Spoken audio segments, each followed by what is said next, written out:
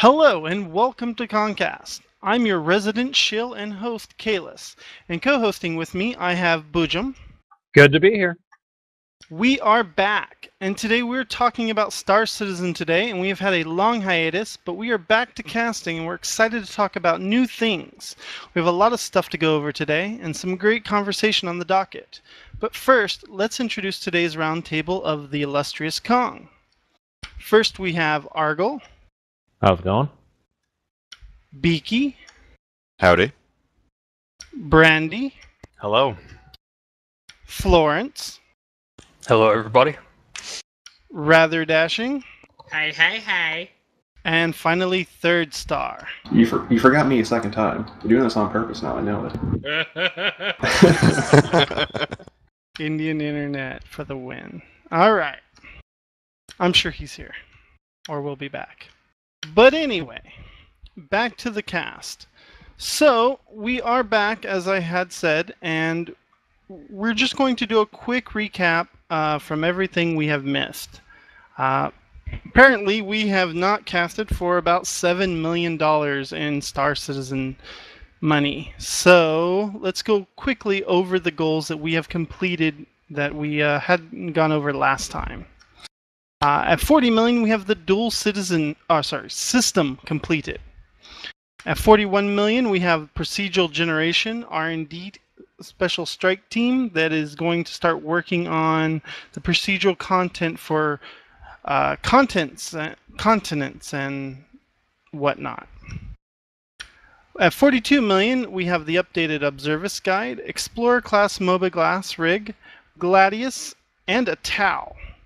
At 43 million, we have the Omni Roll Combat Armor, or ORC, Mark 9 Marine Armor that everyone now has in their hangar. At 44 million, we have Stellar Cartography room for the hangar. And at 45 million, we have the Mysterious Hadesian Artifact that everybody's going to start with, and nobody's going to know how it works until about 5 minutes into the game where it's going to be posted and everyone will know. And then 46 million, we have the updated scanning software for our ships. What we have is we're at 46 million right now, and the upcoming one is 47 million, which is an engine tuning kit. Now, I'm not going to read the whole description. I'm not going to talk about everything here, but this is kind of cool. It's got a lot of geek lore in it, a lot of fluff, but it sounds really interesting, and it looks like they're kind of throwing it out there to see what's going to happen. So, yeah, and as always, if you want to know more about any of those, just go to the main RSI site, search for the number 40 or 41, and you'll find it. Exactly. So does anybody have anything to say about the engine tuning kit? Florence. Not necessarily the tuning kit, but the thing that has me most excited of anything on this list right now, and that we likely won't see anything of until at least 2016, is the procedural generation that they're looking into. The possibilities that are going to be opened up once that's hammered into the game, it's just going to be incredible. You'll go from having to handcraft planets piece by piece, taking months at a time, to just typing in some variables and bang, you've got a whole solar system. Absolutely, and the far-reaching implications of procedural generation are really amazing. So, but let's move on from that because we have gone over that stuff a lot. And let's move on to just the engine tuning kit for now. So we have Third Star. I actually wanted to talk about the procedural generation, but the tuning kit seems pretty interesting too. I mean, sure. Sure can't wait to use all that fancy shit with my Aurora. There we go. All right, Argo, go ahead. Talk a little bit about what we're talking about. All right. I was actually really excited to see the Gladius. Now, kind of refresh my mind, that's the sort of predecessor to the Hornet? It's his little brother? It's a light fighter. It's a military only. All right, yeah. Just expanding the lineup of military ships is pretty cool. One thing that I would eventually like to see maybe is older ships, like, what was the guy before the Hornet? Because it just feels like the universe is starting at a certain point. We just don't see like the Constellation Mark 1, or it'd be kind of cool if you could see things like that hovering around. And maybe I've gone off topic here, but No, I mean, you're right. No, Like it's the fine. Navy and shit uses boats for decades and stuff, and it only makes sense that they use starships for, at least that long. So, being able to see older variants, older models, like the shit they had even before the Constellation and all that stuff, like, throw it in there. Make it a living, breathing universe. Well, with the It's- Gladius, it seems to me like it's something that the military uses that's somewhere in between the Mustang and the Hornet. It's something it's gotta probably be higher quality than the Mustang because it's a Aegis ship. I don't know how you pronounce that. And those are known for being really sturdy. And this is an Aegis light fighter, which the military always went with before Anvil Aerospace came along. So in a way, it's probably an older design than the Hornet, but it's also just got to be something really light, really fast, and maybe a little bit more durable than expected. Absolutely. Wallaby, you had something to say? The only thing I wanted to say was, I must go fast and engine's too slow. But yes, I actually do want to say something about the engine tuning kits. But since we're going on about procedural generation still. Yeah, I also wanted to say about the engine tuning kit, but we were talking about the other stretch goals first. Oh, no, go ahead, Beaky. Please talk about with the engine tuning kit, my big question with the engine tuning kit is, where does that then put the workbench? Because according to the letter from the chairman for 18 million, the workbench is a useful gameplay element that is needed for pilots seeking to overclock their ship components. Now, the engine tuning kit seems like it's the overclock kit, or, whatever you want to call overclocking for engines, but just for engines. So, does that mean that the workbench is for avionics, or guns only, or what does that mean? That's an actual good point. I mean, as far as we know, the workbench only overclocks things. And since they took out the module setup, we don't really know what upgrades do or how they affect or what options we have. That is probably one of the most important things they need to give us information on soon. What do you think, Boojum? Oh, just in general, there's going to be a lot of customization going on down the road. I'm not sure how they're going to divide it up. It could be that the bench is just going to be weapons. We'll have to see. At any rate, I'm looking forward to trying it out when we get it. Okay, Florence, you had something to say?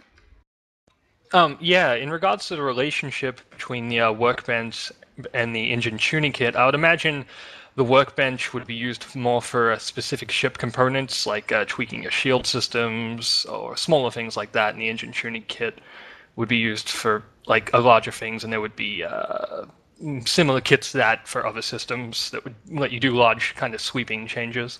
And with the engine tuning kit, a friend I was talking to had like an interesting sort of idea about something you could maybe do with that. Like maybe you could use the kit to make your engine smaller or lighter, so you could carry even more cargo, or something of the sort.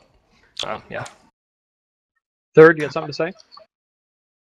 Well, I wanted to talk about the Squadron 42 lineup, as it were. It's getting more and more complete, because now they have the light fighter, the Gladius, the Hornet, which seems to be the medium fighter, and recently they talked about a heavy fighter being in development. And obviously they have the Gladiator as the light bomber, and the Retaliator as the heavy bomber. And so these pilotable early Squadron 42 ships seems to be well underway. Molasses? No, I feel like we probably talked about the tuning kit thing a bit enough. It might be more for repairing instead of just simply upgrading things. Even though the description mentions tuning and overclocking, but it might be the base tool you need to repair your engines. Wallaby? I would think the workbench would be better off being something mobile, like a cart or something. You wheel it up to your ship and you use it to to do things like one thing I would really like to see is like presets, like rather than going through the whole menu for adjusting power and like in the middle of a fight, then you just hit a button and everything's set up the way you want. Like set up your energy presets and firing modes in the hangar, and then you select them on the fly while you're in combat, rather than what was it that you had to press to get the everything going, like something like 86 different button presses. Oh, yeah, to change your shields around? Yeah, I think The like power 50 something. management he's talking about, and yeah, Right. it's really crazy. It's funny you mentioned that, because it's been stated by the devs a couple times. What they want is the more sophisticated avionics packages are going to have the ability to have more presets on the fly, or actually have presets, and all the fine tuning is going to be done in the hangar. It'll be interesting to to see how much of that they put behind equipment, like, having an in-game item that enables some level of customization rather than it just being default on all ships. We'll see how far they go with that. That seems to be kind of how they're going with a lot of things. Like, for example, a more sophisticated targeting system will be able to have set presets for your weapons convergence, or more targets to be able to be put into the memory, for an example. Beaky, you had something to say about this. Yeah, with the concept of light fighters, heavy fighters, medium fighters, bombers, and whatnot, the developers have been really inconsistent with how they've classified ships. Like, it used to be that, stuff was just close support, space superiority, interdiction, but stuff like light fighter and medium fighter are fairly new concepts and descriptors for the various ships. Like, on the website, the Vandal Scythe is considered a medium fighter, and the Kair Kartual, which is the Xi'an ship that some people have, is considered a light fighter. But things like the Mustang are a starter ship, and Gladiator is a carrier-based bomber. It's not like a light bomber or a heavy bomber. And then, of course, the Hornets are just military close support, civilian close support, space superiority, and other light fighters like or what I would consider light fighters, like the 325A and the Avenger, are just considered interdiction, which is, a ship that is really fast and can catch up to other ships and either take them out while they're fleeing or intercept them or whatever. And so I would take any descriptions like heavy fighter, light bomber, heavy bomber, and stuff like that with a grain of salt when comparing them to other ships, because those same classifications just aren't there for other ships. They're called something else. A lot of the problem with that is the focus of the game changed. They didn't think they were going to have nearly as many ships when they proposed the Hornet, so it was going to cover a lot of roles. It was a multi-role fighter. That's what it was designed for. Mm-hmm. And as they realized they had more and more money, they kept changing the scale, and they're like, well, let's just make more ships. And then soon they had a ship for every purpose. We kind of went over this before with the previous stretch goals of the purpose-built specialist ships for the, the Explorer, the Salvager, the Information Runner, things like that. So it's interesting to see how they're going to take these multi-role ships and give them a purpose. Or are they just going to be, master of all, or rather, the jack of all trades but master of none? I don't know, but we'll have to see. Third star. The point I want to make is there is more of a alienation here now, because all those ships were handed over to Foundry 42 in Manchester, and they're working on the military focus Squadron 42. So when they say light fighter, I'm likely to take it more seriously, because they seem to be thinking in terms of how this is going to work within the Squadron 42 military campaign, and these have very specific roles and things like that, whereas all the other ships are like civilian models and stuff like that, and they're older designs and just developed at an earlier time. Well, yeah, I mean, they could do that whole It's just realistic because there's always a huge clusterfuck when it comes to ships or cars, for example, in real life. They have multi-role cars, they have cars that do one thing, and there is no rhyme or reason to it because you have all these hybrid type role vehicles. So that's what I figured they'll just, hand wave it as. Wallaby, you had something to say. Yes. I was just reading through the description of the engine tuning kit, how it says it's a 38-piece Omni tool. I wonder if first thing I want to say is something constructive is, I wonder if each piece is going to have its own purpose that you will have to use, or if it's just going to be a whole bunch of doodads that are there for flavor as you modify things. A second thing I want to think is that you're running around your hangar like an asshole and bump the table, and suddenly all 38 pieces go scattering around the floor. Well, my immersions. I feel like it's supposed to be like a 32-piece screwdriver set, but it's the future, so everything has to be Omni. Like a Swiss Army knife or something, or a laser one. At least it wasn't like nano tools. Yeah, it's 38 pieces, and there's like one Pringles can that you grab, and then 38 different things come out the end of it. Except way more sci-fi and high tech. And we got a lot to look forward to as far as the Omni tool style things. The mobiglass, it seems like they want to make it do a lot. We'll see how they implement it. Moving on, we've also got the end of Wingman's Hangar. 72 episodes we watched a lot of, but it's over now. The last episode was a bunch of recap and fluff. I don't know if any of you saw it, but it's gone. That's it. And instead, it's being replaced by Around the Verse. So that's based in Santa Monica instead of Austin. So any thoughts on Wingman's Hangar itself or the new show? You guys seen it? Wallaby? I never watched Wingman's Hangar. Was it any good? They were good at first. It had its ups and downs. But they were good at first. Everyone could agree. It came for all right in the end. It was pretty decent near the end. It's pretty badly animated, 5-6 episodes. And the voice casting was pretty awful. Yeah. Molasses? I think it's weird how they are ending a show only to replace it with a show that does the same thing. I think they did it because, like a lot of people in here, the Wingman's Hangar got kind of boring after a while because, every episode would just be him talking about something that not a whole lot of people really cared about. They weren't talking about game development, or when they did, it was something, really small, like sound design. And especially all the fan videos, which are, for the most part, atrocious.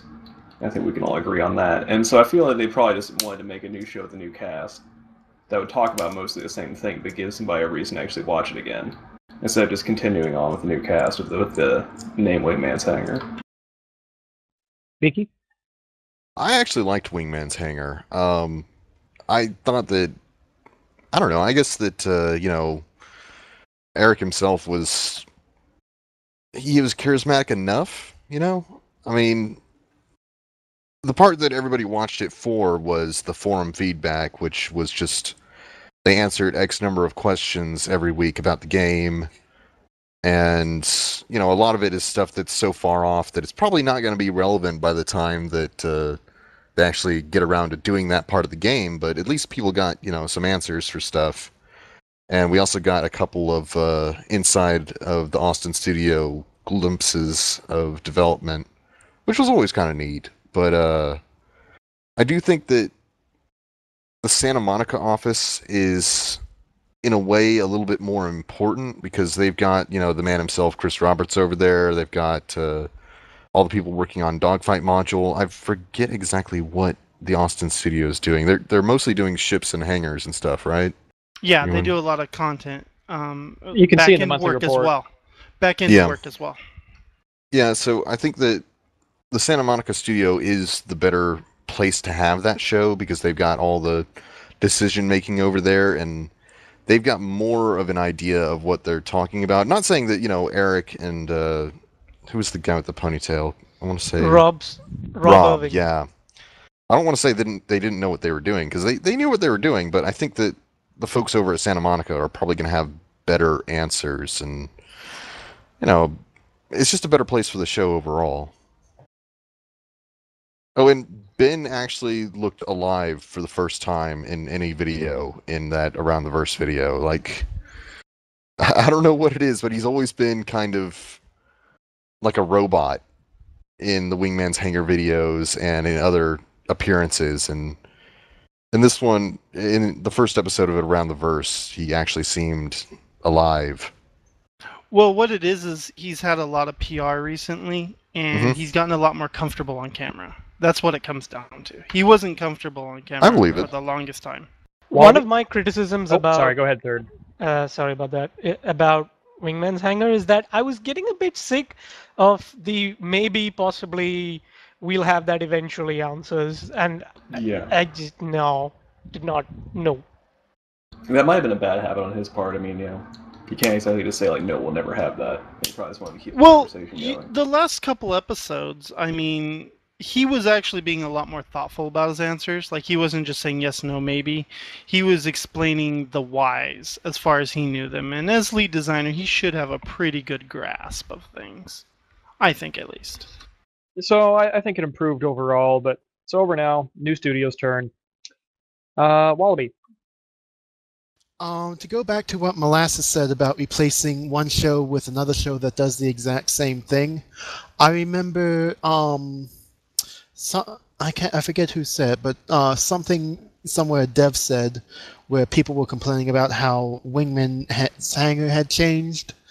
That they said that as it started out as just something silly to like keep the fans entertained and keep them updated, and as the project grew and they became a more and more professional outfit, that they need something more serious to keep everything up to date and more professional, I guess. I think I said professional a lot. Well, the main reason they moved it over there is because all the development for the DFM is happening there, and that's what people want. While Austin is a great studio and there's lots of fantastic stuff, and Wingman is a fantastic personality, he's also a good production manager, and that's what they really needed him for. That's what they said, at least. I mean, I'm sure it was cutting into his schedule to film those every week. Brandy? Yeah, I mean, I really enjoyed Wingman's Hangar for the forum feedback, but I'm pretty sure everyone here really got the same feeling that I did, that it just became a lot of rehashed questions from the same people over and over, kind of like Time for the Chairman. And Kayla's saying that, LA's kind of become center stage. It's true.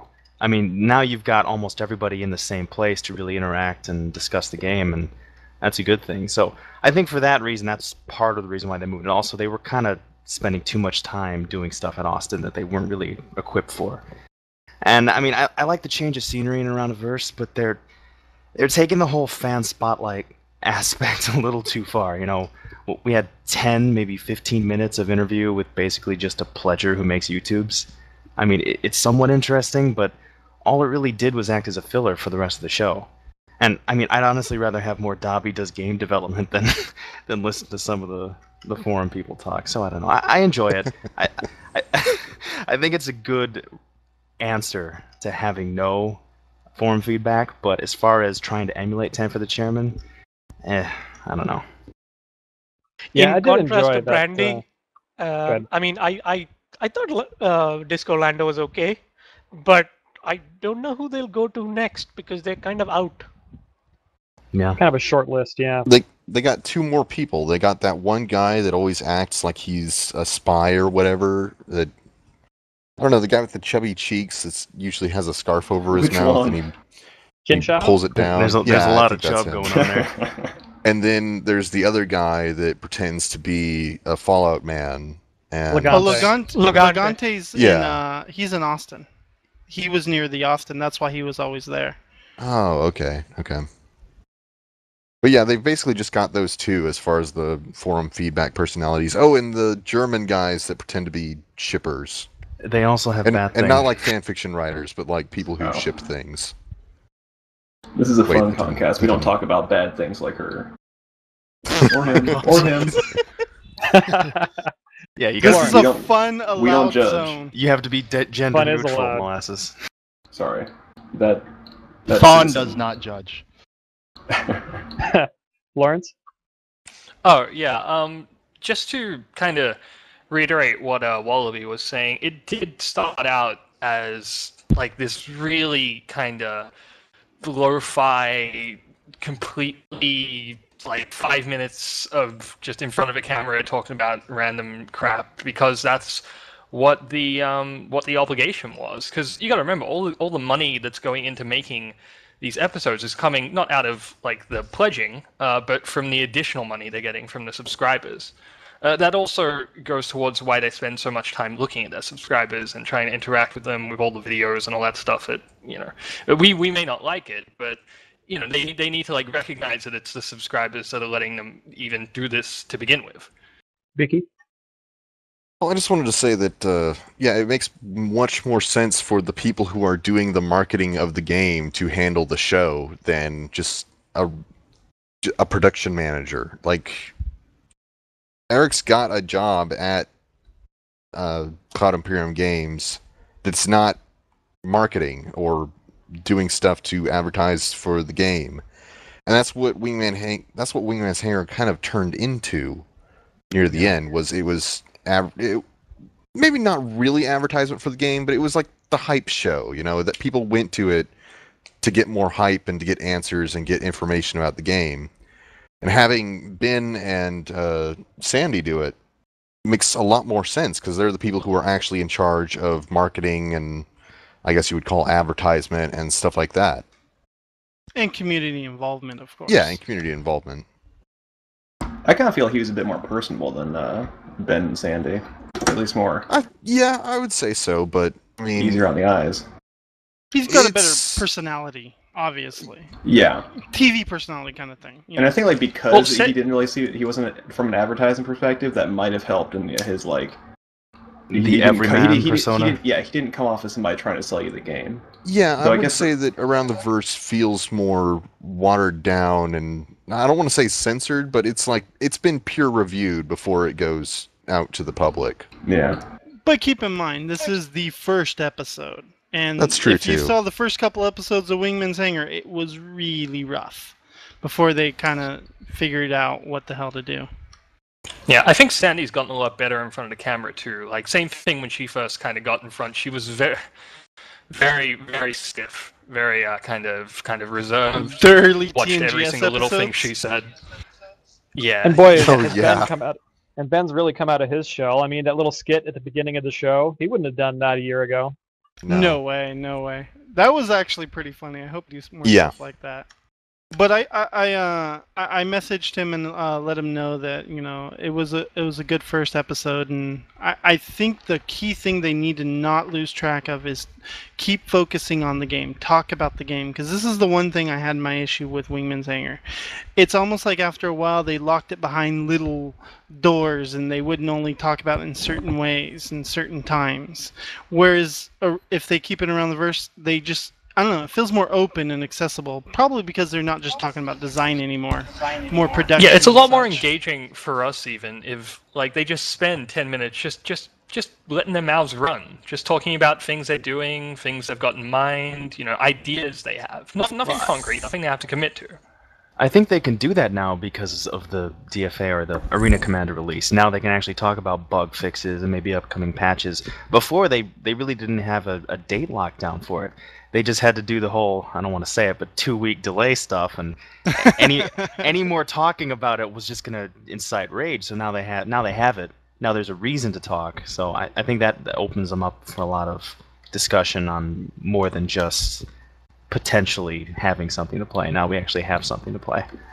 And having an interview with Travis Day was really great. Travis Day was a really good choice. He's fantastic. Am I the only one who wants to see more Dobby? I mean, I like it. Dobby was really funny. Dobby was awesome. All right. Moving on. Next, we have the TNGS Season 1 finale. Rather, the next great starship, and it's finally over. 20 weeks, I believe it was. And it was a lot of modeling, a lot of pain, a lot of anguish for these poor modding teams. And, of course, 4 Horsemen won with their Redeemer. I think everybody knows my feelings on the matter, but to be clear, I do not like it. The engines just don't work. They don't VTOL. And it's going to need a lot of work, apparently. speaking to Chris Smith on various other sources, the Redeemer's interior is going to need to be redone a bit, especially the cockpit, and the whole mesh needs to be gone over. They said about a month and a half, but they're probably being a little optimistic on that.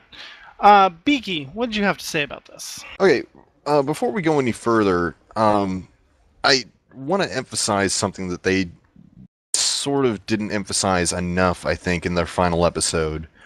And that was that the competition was mostly about presentation and how well they could get something into CryEngine. The competition was not actually about design at all. It was about implementation. That is a good point. No, you're absolutely right. And this is the thing, is that I think all of us really sorely wish it was about design. But it wasn't. It was about implementation. And the thing is that Four Horsemen had the better implemented ship, even if I think all of us agree in that they didn't have the best design for the ship.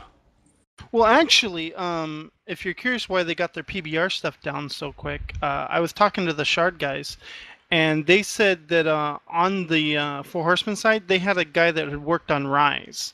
So he was already familiar with that engine and the PBR and all that stuff. I wouldn't say that's cheating. It's not cheating. Competition was open to everybody. They didn't specify you can't have these skills or you can't be a professional. But it gave them a huge leg up. Let's put it that way. Yeah. All right, Brandy.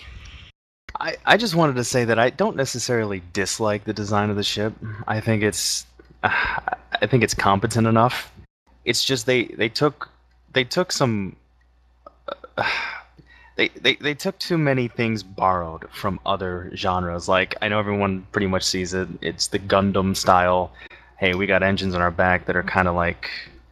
Well, you don't like wings. The pliers? I don't like the pliers. No, I'm looking at it now. I honestly I can't say I was following this competition too closely because I couldn't even remember the names of the ships. I just knew what they looked like. And I know that this team kind of had the better group of people. And like Beaky said, people really didn't understand that it was just based on implementing the game into the engine. And I really didn't understand that either. I just thought whichever was the coolest ship was going to win. But I have to say, now that I'm looking at it and seeing it and how they've chose to really stick with that Aegis feel, I feel like it's an Aegis ship. I really do. I appreciate it for the fact that they won. And I don't know. I think it'll work fine. I don't know. I don't think it's a bad ship. I would have liked the other one. What's it called? The Origin Boomslang. Yeah, the Boomslang.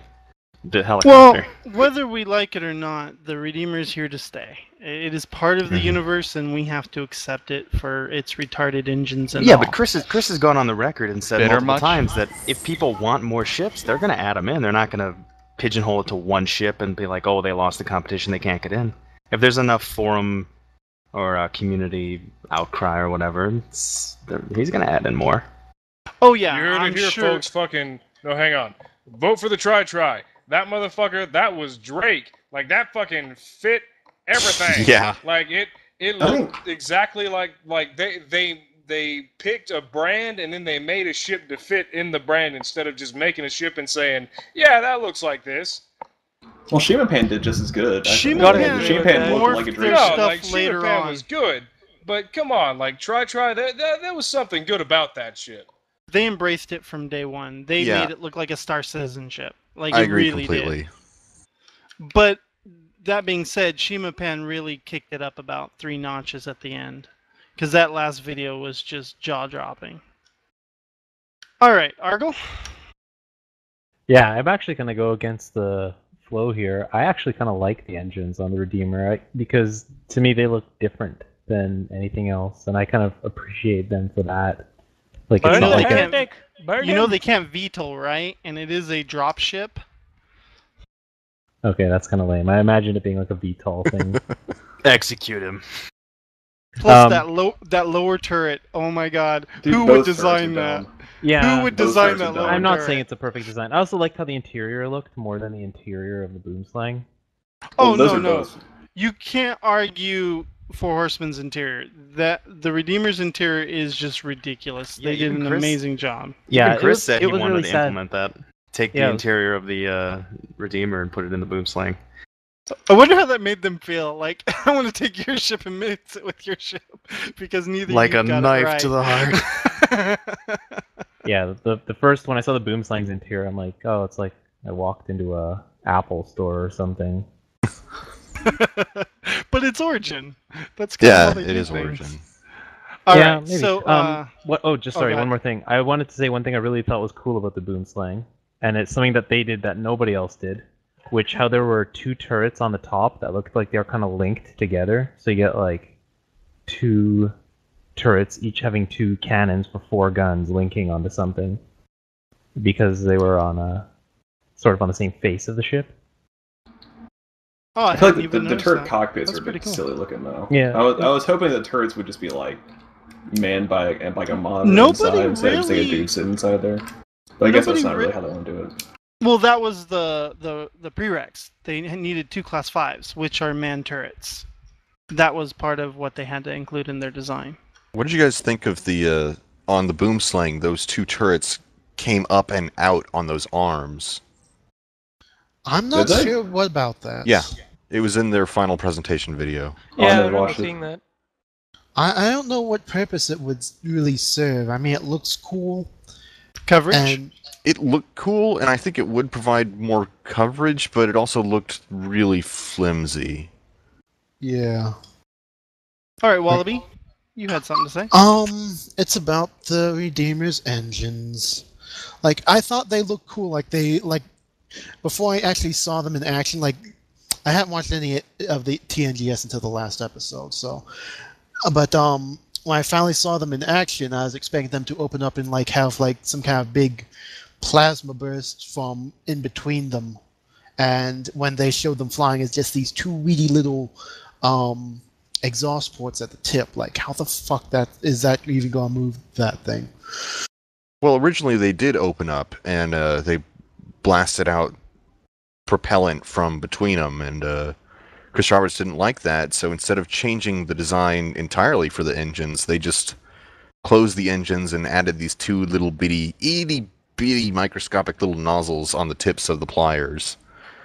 And it would be fine if the openings were larger, because the thing is that all of the ships are consistent. If And they it, took it and made the whole, if they took the weedy little part and just, like, made a bigger part of the engine rather than just, maybe that might even help the, VTOL aspect of it, too. If they just completely took away the pliers, honestly. I thought that the whole point of the pliers was they were supposed to open up, and it had a whole thruster. Or Yeah, engine they array have in a there. lot. They have a lot of little thrusters in a cadence all down and above it too. That was the You can original see it in plan, some- but I thought that they No, they removed kept that. that. No, I Mhm, saw they that in the kept it. final video. Yeah. Yeah, it was in the final. It was? Okay. Mhm. Well, then why That's couldn't it actually- just open up, like, why couldn't the pliers open up all the way, like somebody doing the splits, and then the whole thing just turns so that all of those That little wasn't nozzles... their design. What? That wasn't the design, or maybe they just ran Yeah, out of but time. it could Maybe they wanted to VTOL do if the something whole like thing just turned so that all the little nozzles were facing downwards. that. But they don't turn on the model. They never intended them to turn. They should. Where's your They spaceship, better. Beaky? Yeah, Beaky, where's your spaceship? All right, moving on. We have Florence. You had something to say. Oh, sorry, not Florence. Malthus. Yeah, honestly, I hate to be a shill for Drake, but looking at the ships here, all of them, the Redeemer, I wouldn't even know this belonged to Aegis unless you specifically told me. The Boomslang, the entire point of Origin is to be sleek and dynamic, but this thing just kind of looks bulbous and bubbly for some reason. Three Dingoes Phoenix, I'm not going to say it, but I know what everyone's thinking, and it doesn't really look like it belongs in the game. The only ship that really looks like it belongs in this game is the Brutus, and that's just because they went straight from the start. They're going to say, hey, let's get the Drake interplanetary look going here, and you can see that they put a lot of effort into that. So that's kind of why I'm pretty disappointed on why the Brutus never got in. All right, Florence. I just think it's worth reiterating that Chris Roberts has said on multiple occasions that he likes a lot of these ships, design-wise. So absolutely no one should be surprised if in a month's time you just see on the front page of RSI that he decided to add in another ship. Just he told them he could keep working on it, and now it's in the game. Along with the pledge amount, of course. They're not going to say no to free spaceships. No. I mean, why should they? That's a lot of work that's already done for them. So, next we have... Here, can I say something real quick? Oh, go ahead. I'm not saying that the ships are bad. That's not what I'm saying, but I just don't feel like the other three really belong. From an objective standpoint, they are very well made. They're high quality, and you can tell a lot of time went into them, but I just don't feel like they belong. They feel off. I'd say that about some ships, but the 3 Dingo guy, or the 1 Dingo guy, he really made that ship his own. I mean, he really put that into Star Citizen with that last video. I don't know if you saw it, but it was pretty amazing. Well, they also feel like they don't belong because, I mean, they're made from completely different people. Like, you know, they're not made by the people that work at CIG, and all their stuff kind of, you know, looks similar, and these are just a completely new group of people. You know, you can't expect them to look exactly like the other guys' work.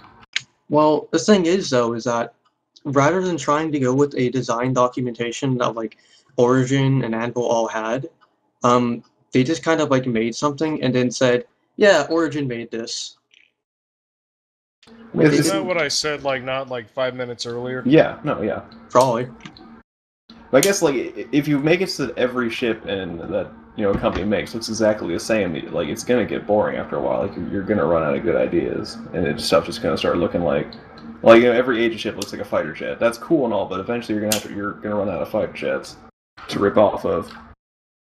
All right, enough of imaginary gunships that we don't actually have. Well, we'll get the Redeemer at some point. Just regular imaginary ships that we might be able But we have the next topic is something that's near and dear to all our hearts. The dogfighting module is real. It is not vaporware. We have something playable. Right now, most people have a single player against the Vandal or free flight. As far as my observations go for single player the AI is surprisingly competent at the higher levels. Very surprisingly competent. But it still makes mistakes. The Wingman AI is awful. Oh, God, is the Wingman AI awful? They're good at tanking. They're decent at tanking. Vixen's good at dying. For a first release, though, it's pretty non-crashy. It doesn't crash a lot. I mean, it's crashed on me. It probably crashed on everybody here, but I expected much worse, honestly. And we also have a bit of control issues with the IFCS. But we got lots of people that want to talk about this. So first up, we have Florence. Go ahead. Yeah, I'm going to try and be objective and not just gush. But I think the extra, or what was it, 5 years? No, the extra 2 months they put into making this thing really shows. It handles its complete own game. No borrowing, you couldn't just go from this to Elite and say, oh, it's the same flight model. It's definitely been time well spent in polish. And in regards to the Wingman AI, I got a hunch what they're going to do at some point is allow you to kind of drop in with 2 friends and make it free players in the Vandal Swarm mode, which will be fun. Absolutely. Boojum. I think that this is kind of a complicated issue for people to get feedback on and to debug, because at the same time that it's a new flight model that really hasn't been done in any game before, what with all the thrusters and the actual physics going on, there's some issues that come from not being used to that, and there's some that legit come from bugs in that cause issues, especially with yawing and especially on the Aurora. So with all these really complicated issues, it's been hard for people, I think, to get a handle on whether anything needs changing or what are bugs and what's not. Yeah, the IFCS is pretty complicated, and for those who don't know, that's the independent flight computer system, which allows the game to basically simulate thrust. rather than using an atmospheric flight model like every other space sim that's ever existed. So this actually simulates honest-to-God thrust. It puts the thrusters where they need to be, and it pulls them for when you need to turn. So basically the computer figures out what your input is doing rather than you telling it exactly how much thrust to put out and stuff. It's really interesting, and this is a design that we're going to have to get used to because this is the choice that Chris made. Brandy, you had something to say about this. Yeah, it kind of ties into what you just said and what Bujin was saying. Like, the IFCS has a lot of control over your ship. And to compare it to something that you've been playing, or used to play a lot at Diaspora, I mean, you can really slide your ship in circles around other people if you can bind your keys properly. Like, currently the decouple mode wasn't bindable to a joystick, but I guess it is now with an XML file. And it just gives you so much control that you're able to really just spin in circles, and you can strafe and up and down Z-axis, and you really feel like you're controlling a ship completely. I mean, I know there's a lot of thrusters that you can't independently control, but the IFCS just does a really great job at it. And also, a lot of people are like having this mouse and keyboard and joystick debate and what's better, and I've kind of been browsing the forums and looking at people's like time videos with them completing a specific task in the DFA, and it really seems like the joystick is doing the best out of everything. I mean, just the combination of being able to, it's true, it's being able to track on target and be able to control your ship and get out of the harm's way is, I guess, better than just being able to turret everybody down.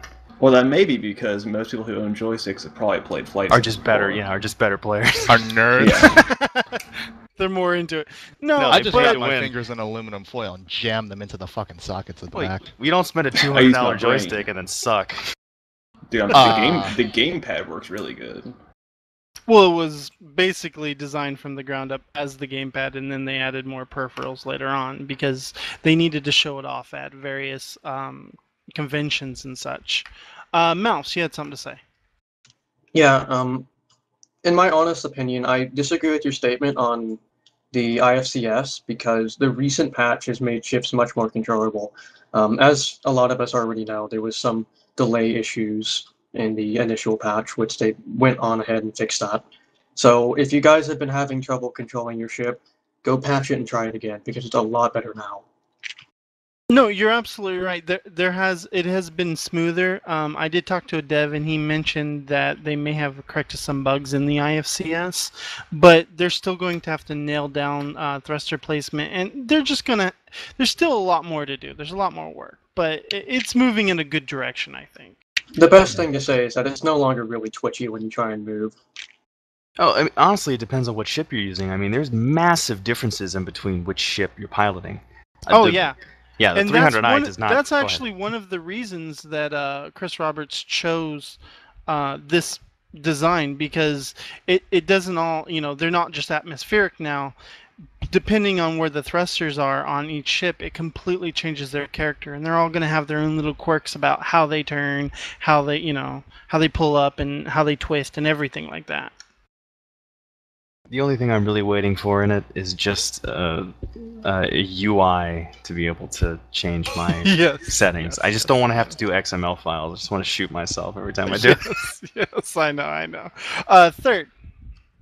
My first reaction when I booted up Arena Commander is, why is my yaw and roll swapped? Oh, and Jesus. I could not use the joystick. We all had that issue. Yes, we all did. It was actually in there from day one. We just didn't know how to Once I fixed that, I started getting good. And the more I played, the more I appreciated the game's control system. Really, that was my experience. At first, I was shit, and then I got better.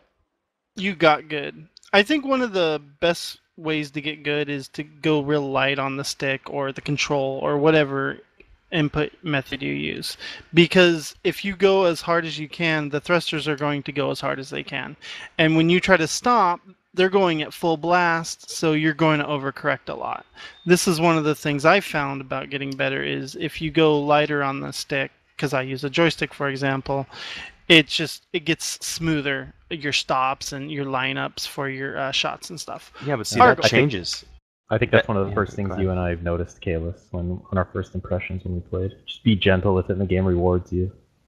That changes, though, depending on which ship you use, because I notice a massive difference between the turning radius of a 300i and a Hornet.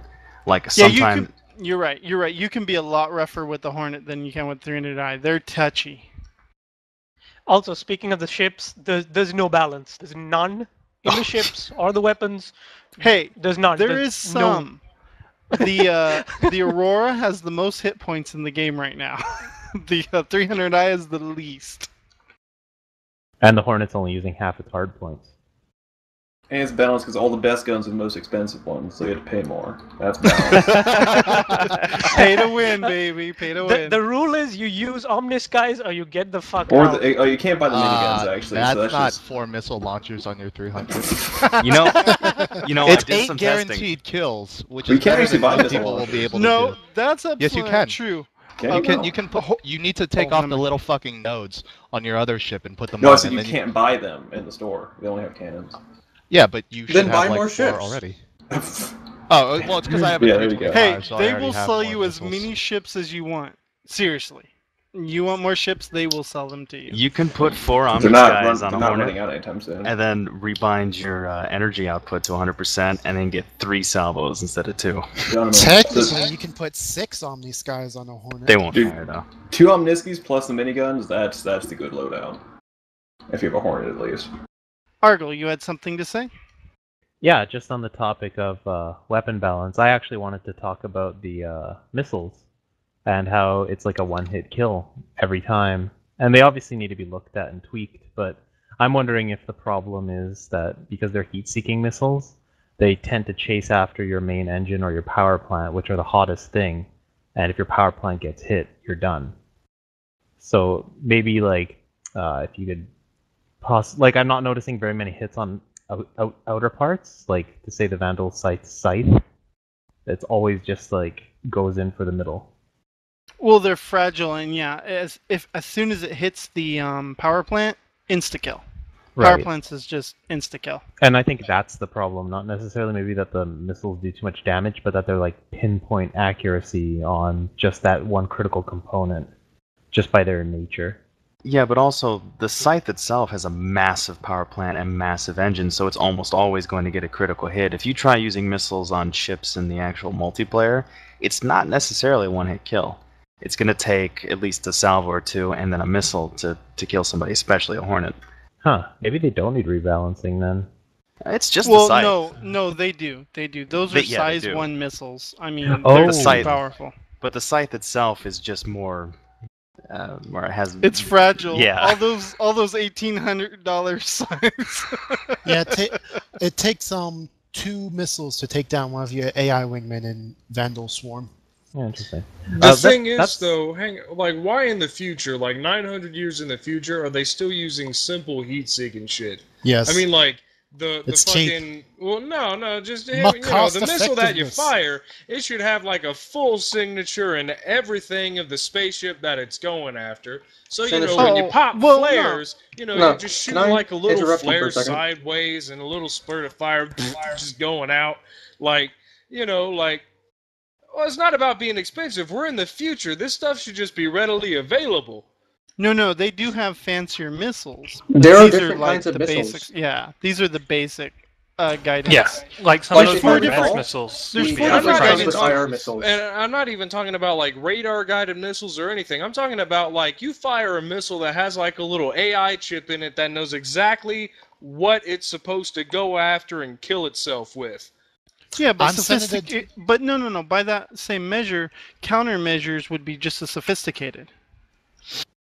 I just want to say that I'm Senator Jewstein, and that sounds expensive.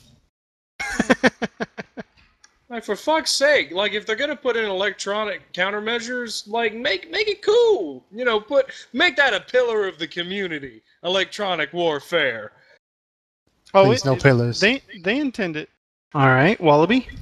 Okay. The first thing I want to say is that possibly leading into the persistent universe is that, and multiplayer actually too, is that you can in fact lock onto friendly players with both missiles and your gimbals. So fun times abound for that. And the second thing was a question I want to ask everyone here is how good is everyone? What wave have you gotten to? 10. I'm in a goddamn Aurora, man. I got to 9, but that was with like a super meta compliant Hornet. You didn't pay hard enough.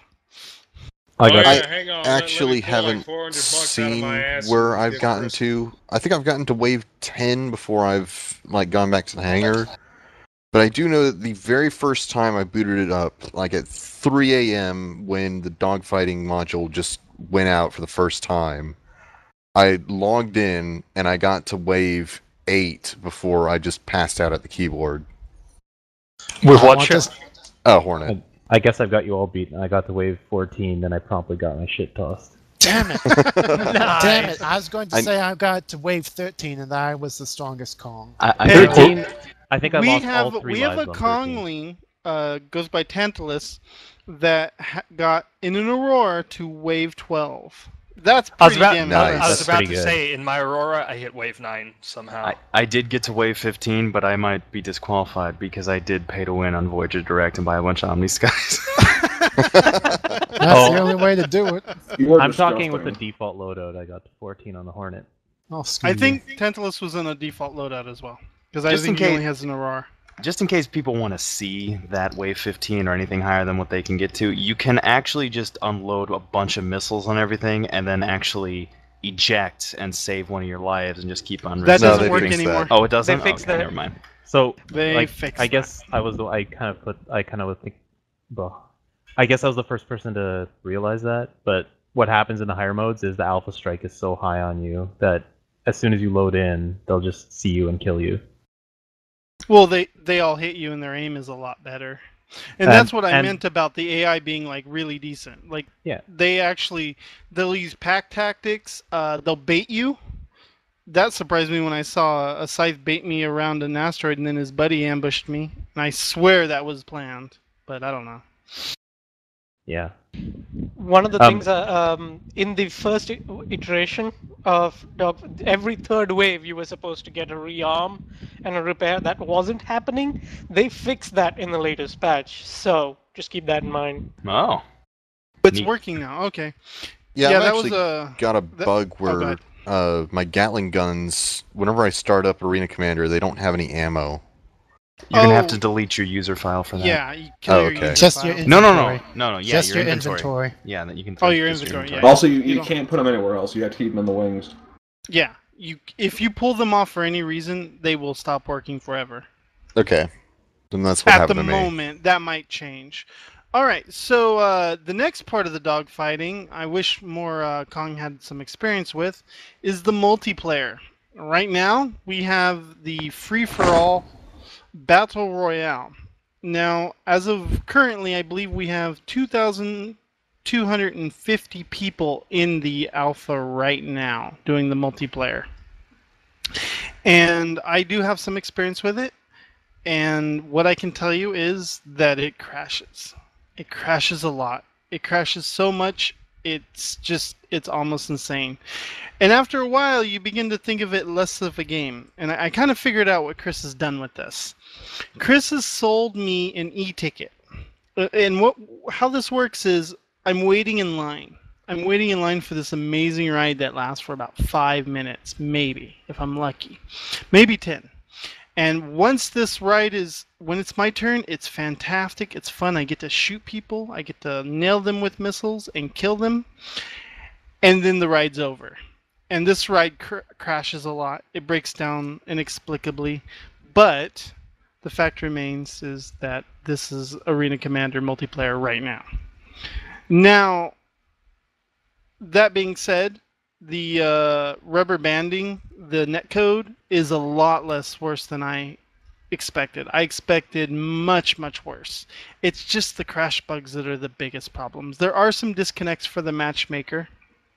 It does have some early issues, but it's not too bad. All right, we have a bunch of people that want to talk about this. So, Florence. Everything I've seen mostly comes from watching your own stream, all the observations I've made. But two things. The first being, it was actually really surprising to me to see just how unstable it was being, given how surprisingly stable the dogfighting module single player was.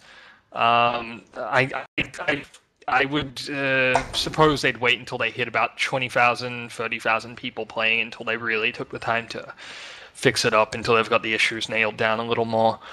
I was going to say a second thing, but I've forgotten what it is, so someone carry on. Third? The thing I noticed from a lot of streams, including Kalis, is TTK, time to kill, is very low. People die almost instantly once someone engages. And I don't know whether that needs to be adjusted, but I think it really does, because once the team battle mode is in and 4 people are focusing on one guy, TTK is going to drop even lower. Hopefully. I mean, they just need to rebalance things. Missiles are probably one of the things that need to be rebalanced. The only thing that can really take 2 of them is, well, I don't know if an Aurora does, because I haven't seen them past the first day, but Hornets can take 2. The first one knocks out your engines. Well, the first one knocks out your engines, and then the second one kills you. So you turn into a turret. It's really frustrating. And then, not to mention, there's still that issue with spinning, so then you're stuck in the water and you can't even move. Yeah, losing half your thrusters, your maneuvering thrusters, really starts hammering that IFCS how important it is, because you can barely move. You're just a turret and you don't have quite the control you want. It's kind of frustrating, but it's fun. It's fun. Especially, losing a wing or something. That damage model is just fantastic. I mean, I don't know if we're going to see a damage model like that in a long time, because that's really, really amazing. But as far as the metagame goes, the Omnisky 6s are godly. Everybody should have them. Missiles, they're really powerful. One thing I was told by a dev, if you adjust your loadout, it can make your game very crashy. I didn't learn this until recently. Last night, in fact. So if you take your stock loadouts, your chance to crash is significantly reduced. What you have to do is destroy your user directory and start, and just restart the game. No, and you then can use actually stock just loadouts. destroy your inventory. There might be other stuff in there that I don't know about. I see, okay. They always say user directory. If there was a specific file, I figured they would say that. So hopefully they're going to get this fixed, though. Yeah, if you're looking for a reason to pledge more and pay to win, just buy a bunch of Omnisky's. Until they get nerfed. Omnisky shield. Enjoy it while you can. Give more money so you can switch your weapons. Yeah, dude, I don't know. I couldn't. It's $10 for a single gun. That is absolutely too much. What are you, molasses poor? Are you a poor Yeah, fag? actually. Where's your guns? Also, keep in mind that they've already said that we're going to be able to buy guns and stuff later on in the dogfighting module. Well, yeah. But I don't want them now. Well, I'm wondering, if it costs $10 in credits, how much time is that going to spend, in playing the game? 10 hours, probably. 60 to 90 days. 2 weeks. Exactly. 2 weeks. And if in doubt, it might be 2 months. All right. So, I think that's all we have to say about the dog fighting. Anybody have anything else to say? Wolf. Potato. All right. When you use the afterburners on the Hornet, is your cockpit? Are you supposed to just jiggle out of control for a few seconds? When you're coming out of it? When you're going into it. Like when you start your afterburner, just and then all of a sudden you stable out. That's not a bug. That's just how the ships work. I think that's just because when I throttle down and after the afterburner cuts off, I kind of jiggle a bit. I don't know. Are you guys using your seatbelts? I actually watched a video on the forums last night about a guy talking about the sound, and he pointed out something I couldn't have seen because I don't have an Aurora. He took his Aurora out and he throttled it up and he put full afterburners on. And what happens when this thing's at full throttle is you hear like this sheet metal shaking and rattling. So it feels like the ship's falling apart. I didn't know this was a thing. Apparently they just added it. And they added a little bit of sound to the 300i too when you're at full throttle. I haven't really paid attention because I'm fighting people, so I wasn't really, it's hard to pay attention to anything other than the missile indicator, but you know. I thought that was really cool. I've flown around in the 300i and the Hornet extensively, and I don't get that same jiggle. I know what Molasses is talking about, but I get it on cutting off the thrust, not going into it. So that leads me to believe that it might not actually be the ship. It might just be maybe a loadout configuration, changing the dynamics of the ship or something, who knows. But I don't get that on the 300i. The 300i is very smooth. I mean, I guess it's a good balance thing, so you can't just afterburn all you want. Like, there's some downside to it. Well, we can look over afterward and talk, figure out, and then we'll come back with some, the results of what I think next Concast or whatever. Florence. Oh, I'm just thinking. I'm fascinated to see some of the alien single kind of fighter ships in action, like the Xi'an one in particular, because it's got the the three-dimensional thrust system. So you can just move in any direction just as efficiently, not like the forward-facing thrust system that most human vessels have. That's gonna be very interesting to try and fly. Absolutely. I mean, somebody likened it to what was that? That picture of the cat chasing a red dot pointer. It's a Hornet chasing the Scout, the Car-2. Moving on, Boojum. Yeah, on basically the same topic with the Car-2 All and such, we've got a ship stats update on the official RSI site that's happened since our last cast, and there's been quite a few changes. But I think what mostly we've been reminded is that everything has changed, will change again, and everything is subject to revision. Some things have made people mad when they've realized this, but here we are. My favorite change so far is the cargo units that are now replacing the old method, and it's going to be volume-based rather than some arbitrary mass limit now, which I think is what they should have done the whole time. So glad we're heading the right direction. Any thoughts on the new ship stats? Brandy? Well, I like how now that they accurately portray the ships as heavy as they should be. Because before they were ridiculously underweighted.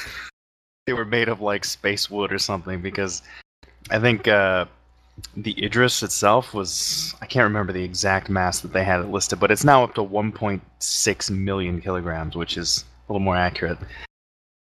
I remember telling Brandy, in fact, that the Idris is made out of space clouds. Yeah. No, space spruce. That's what you said. Molasses? I thought it was interesting to see the Caterpillar has so much cargo now, for how big the ship is. I still think that's a typo. Says the Drake shill. Man, some of these numbers. I'm saying, the next biggest ship was the Merchantman, which is a dedicated cargo ship, which makes sense. But it was what, 3,200. 3,200 space blocks of cargo, compared to what the Freelancer Max is, pitiful 300. Meanwhile, the Idris is around 860, Starfare around 900. Oh, let's not get into the whole sea. Oh, if you want to measure up. I just like to point out that the Merchantman is the best ship ever. I happen to have one, and it is awesome. And you guys are all jelly. Why is it called the Merchantman, you sexist pig?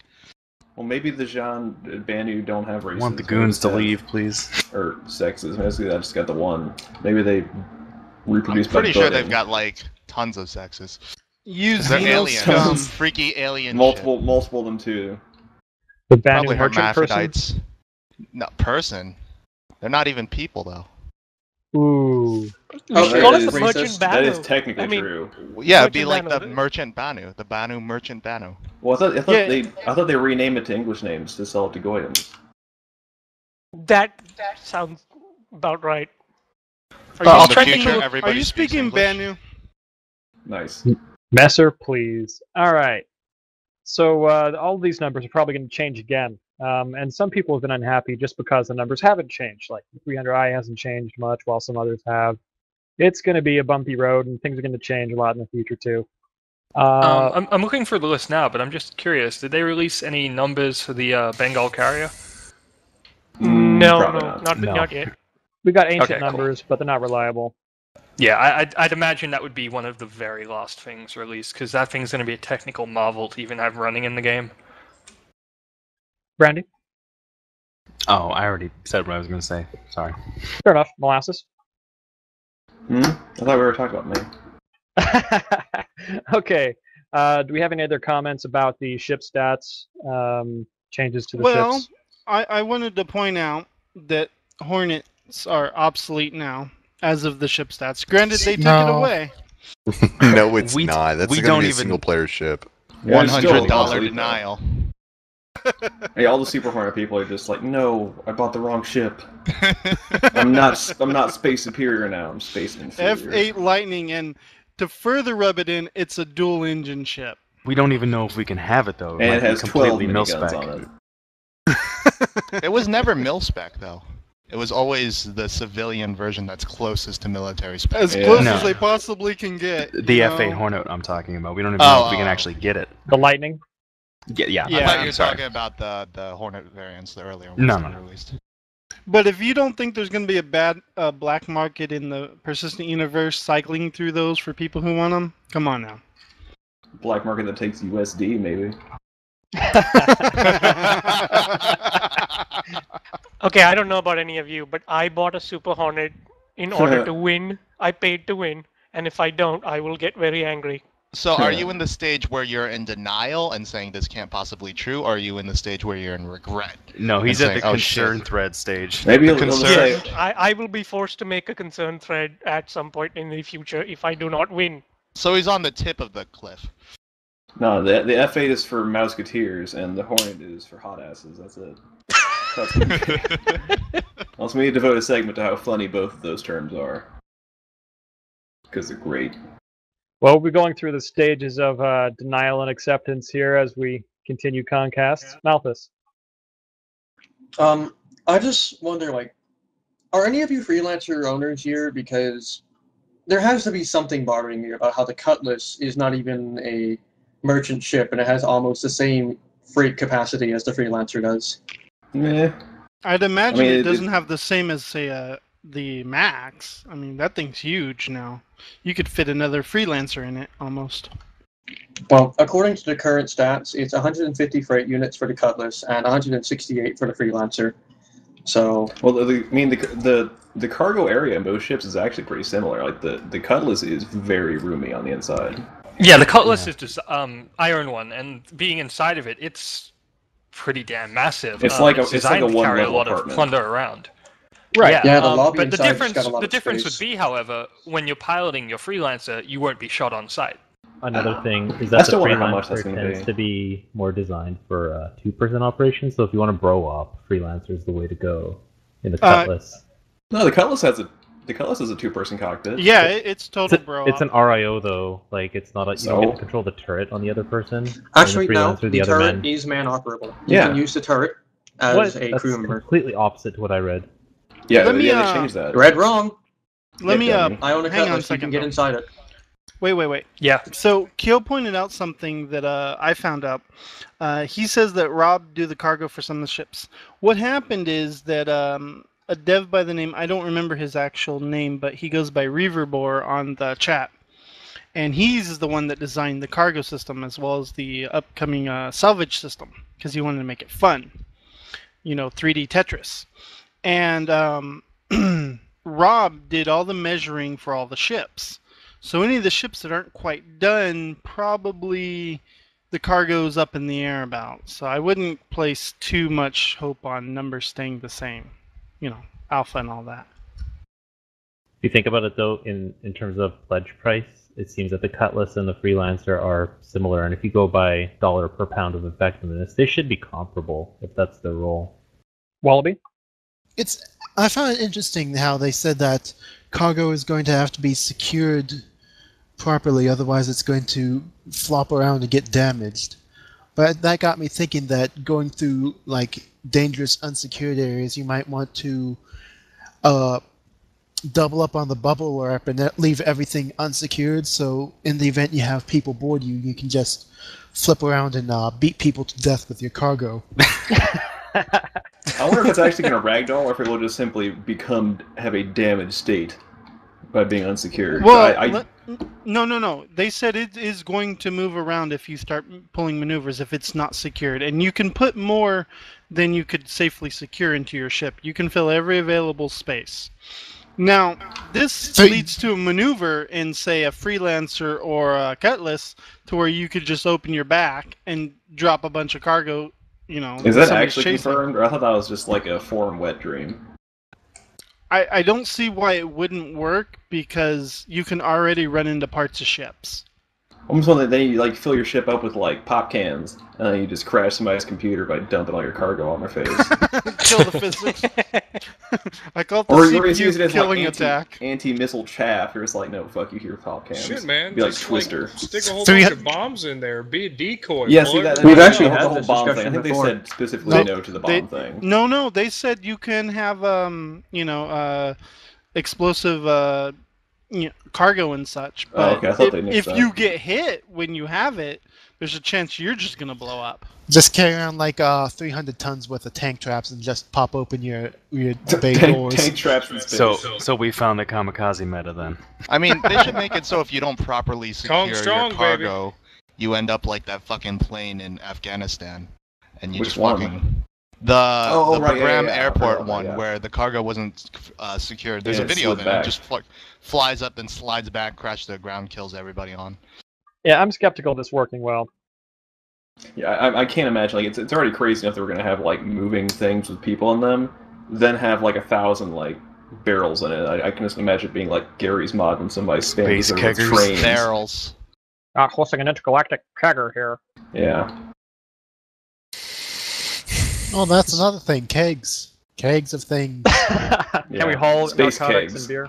Space Narcotics barrels. at least. So Okay, the I want to address Malthus's concern about the Cutlass and the Freelancer having similar freight units. The explanation is quite simple. See, the Cutlass holds up the Freelancer, steals all its cargo, and needs somewhere to put all of it, right? So it has the same amount of cargo. I mean, makes perfect sense. Does this prove evolution? Yeah, guess the again, issue is that, like- functionally very similar, but the difference would be the operational areas. Like, you would not, in any sane way, be able to take a Cutlass into lawful space and expect to have a good day. Also, I once hope you it's take not out that bad. I mean, I feel that was Guys, shitty. stop it! I'm painted like a pirate ironically. Stop shooting me. Yeah, Why? just because I wear this spaceship does not make me a pirate. Yeah, and the default one doesn't even have a pirate skin on it. You just have to You're wearing a buy pirate that. uniform. I just thought of something hilarious. You have like a Cutlass with like 4 people in it and you rob a Freelancer and just stuff your Cutlass full of its cargo, and then you leave the other 4 people there because you don't have any place to put them. Well, why not steal both ships while you're at it? Or, better yet, if you've got like a high-ranking UEE official, like a high-ranking citizen in your clan or whatever, and you want like some other clan to explode, you just put them in a Cutlass, have it drive around menacingly, and when they blow it up, the entire UEE military comes down on them. We'll be exploring all such shenanigans eventually. With the cargo on Senator such and such in Pirate Cutlass. I see. The cargo about the Cutlass is that like, well, like on the Freelancer, the cargo's in the back. The cargo on the Cutlass is right in the middle of the ship, like where you need to move around. So I wonder how that's going to work out. Like, you need to get somebody to turret, but they have to climb over a bunch of boxes first. Oh, I'm sorry. Did you need to go to the bathroom? Yeah, or go to sleep. Yeah. Space Tetris is going to be fun. Moving on, though, there's been a subscription system that's been standing for a long time where people can contribute extra money to CIG so they can do more community-oriented stuff and get various little perks in response, including the jump points, get access to that, and supporting all of the various community shows. I just wanted to open up discussion about subscriptions themselves, what people think about them, different decisions that have been made about what subscription does and doesn't do. What do you think, Randy? If people want to spend money to get my game made, go right ahead. I don't care. Fair enough. Lawrence? This is Chris's game, by the way. Well, Branding, most of that money never sees the game. Like, Well, it's a he small always amount says they it's have our left game. Yes, over but in their pocket But it change saves that gets saves the actual game money for being game money. Oh yeah, exactly. But it's not like if they didn't have the subscriber system, they'd be taking the money out of the game to use it. Like, the subscriber system is a completely separate thing. It only nets, like, the creation of that extra content so long as it's in place. Yeah, if it ever goes away, they would not be taking money out of the pledging. That was the whole point of it. In that case, I am glad. Stuff on the side. In that case, and reminding me of that, yeah, I'm glad that we do have that subscriber thing up there. I'm glad people can give money and we can turn it into community information and being able to have at least 10 for the chairman sometimes being informative instead of rehashing the same shit over and over. Yeah. I have no idea who these mysterious subscribers are. Like, Lord knows I won't give any money like on the side until it's released and I know I've got a product on my hands. But at least like 5 people. Yeah, thanks to them. Probably we can enjoy Laser. I feel terrible now. Oh, most definitely Laser. He shields about it constantly. He's like, oh man, I want to give them more money. Alright, now. so we got Laser, Boojum, and Kalis. Me too. Third. Yeah. Oh man, that's really that's really disappointing. I'm sorry. So if you ever want a reason not to be a subscriber, there's 4. Yeah. Molasses. Oh, I'm a subscriber. I guess like I'm cool with the subscribing and like what it's doing for the game while it's in development. The thing is that I wouldn't say bothers, but it might be weird. Is that when the game is out, what will subscribing do? Yeah, that is I'm a not good sure. question. It'll probably give you like a year's worth of zoo books or something. No, maybe it'll enroll you in Fish of the Month Club, so Infernus will, definitely subscribe. Oh yeah. Yeah. On a serious note, I could think of like 5 things. Zoo books were amazing. Like, yeah, like maybe you'll have like earlier access by like a couple days to certain kinds of equipment that's being tested, or I hope not. Just little things. Can you imagine the concern threads from that? Yeah. The forums would explode again. I don't mean anything crazy. I just mean like I don't know, a different variant of ammo with like 2 stats swapped around or something. Well, but like they even say like the rewards you get. The rewards you get for subscribing are all going to be bought in game. So if that's the case, then there really won't be any point because they'd be paying $15 a month to buy some Chris they may have a unique color of that particular item. Oh gosh. Chris has said that subscribing is just a way to give back to the community. That's what it was going into with. That's what he maintained it with. And as soon as subscribing becomes something that we don't need anymore, it's going to end. Well, yeah, that's just it. Well, maybe it'll simply disappear. Well, maybe it'll. No, I don't think the subscribers will let it disappear. To be honest, because they like giving that money. They like feeling that they're that special. And that's getting the whole discussion. No. They like that, and that's fine if that's what they want to do. Maybe it'll go to things like maybe they'll put the Murray Cup on YouTube, or they'll put up the Arena Commander semifinal finals kind of thing. Hey, that's what that works for me. I'd be cool with live that. hosted. That'd be great. The thing is, I hope that like the perks you get don't become exclusive. Yeah, I'm not big on exclusives here. Like, nothing. Yeah, like a lot of stuff. I think. They go out of their way to state that this is all available in game. I mean, it's not every current, time. That's the thing. It's like it is currently exclusive content, but I hope it doesn't become that. Yeah. It's just shit, and then like, oh, that guy paid $50 a month, and he has that zebra pattern ship skin that I totally want but can't get anymore. Like, Roberts will have to think up some kind of inventive way to kind of make it work without having the forums exploding concern threads. It should just stay totally selfless, like you simply give money because you want to. They gotta give something back. Maybe get a tote bag, fine. It'd be like NPR. Hey, I could see that. Like maybe what they do is like maybe what they do is come release, they'd kind of swap over the subscription so that you got like X amount of in-game currency as you would if you had brought it, and you could just cancel it at any time from then on. I guess, I don't know. Third star? Okay, I'm just looking through this list and I'll just go chronological. I love the jump point. I look forward to it every month. It's my favorite part of subscribing. Obviously, it's available through other means, but that is my favorite part. It's nice that also allows them to produce now around the verse and 10 for the chairman and that inside CIG studio thing and other shit. That's great. I like the subscriber flare. There's 2 items right now. There's a calendar and there's a model of the Freelancer, which is actually fucking awesome. I put screen. I love it. Is it the big booty one or the baby They one? got It's the missile one. They're tapping into, right? It's nice. They're tapping into your collector's yes, OCD. Yes, they are. There's some physical items. I think there's a set of patches, which is not really my thing, but might be for someone else. This test flight badges or something I don't actually agree with because I know they've created a lot of trouble on the forum and people are mad about it. I wish they hadn't done it, but it's too late now. The cat's out of the bag. Third, I've got a question, just in case anyone else is interested who might want to become a subscriber. What are the differences between the subscribing tiers? Like, I never learned what they did, like between the $10 and $20 one. At the $20 one also eventually gives you a discount coupon, I think. Oh. And as far as the flare is concerned, you get an extra one that you can give to anyone you want.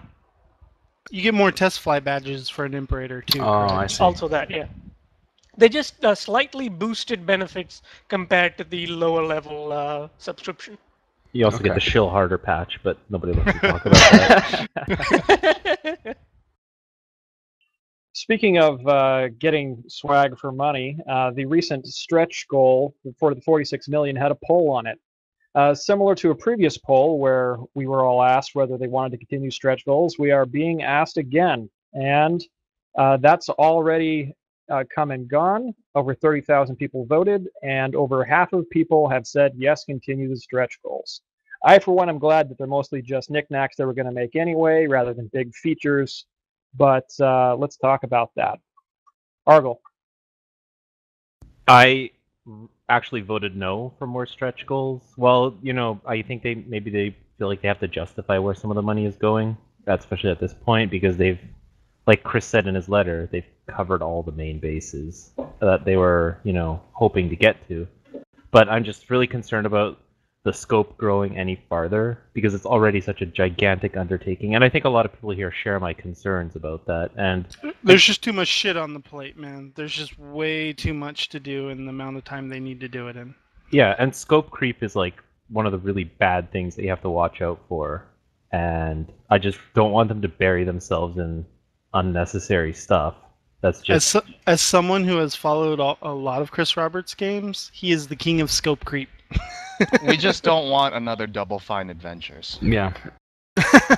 Also, I feel like if they wouldn't have added in that no preference in there for the vote, no might have had a little bit more.